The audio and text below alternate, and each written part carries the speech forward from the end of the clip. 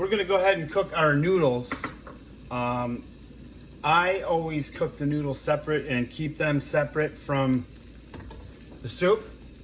Because if you have any leftovers, if you have noodles in there, those noodles, the starch in them is just gonna suck up all of your broth.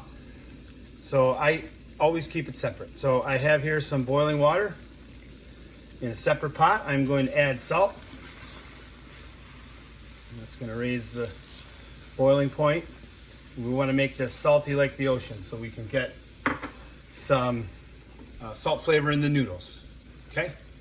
I have here some, I guess it's a ditalini, it's a little shortcut ditalini noodles. Any small noodle will work. Small shells, mini penne. The kids even love it when I use the alphabet noodles.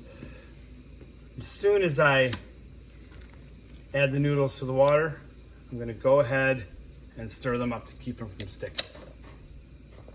We're going to cook this for about 5 to 6 minutes, stirring occasionally so the noodles don't stick to the bottom.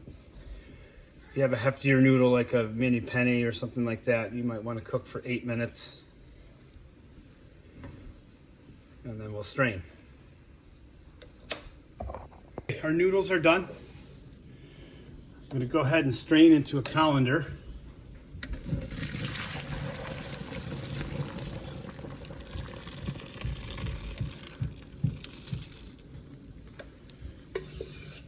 The excess out of the pot.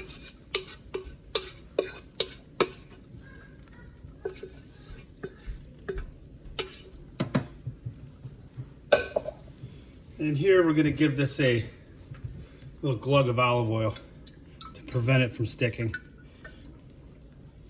We'll let these noodles cool without rinsing them.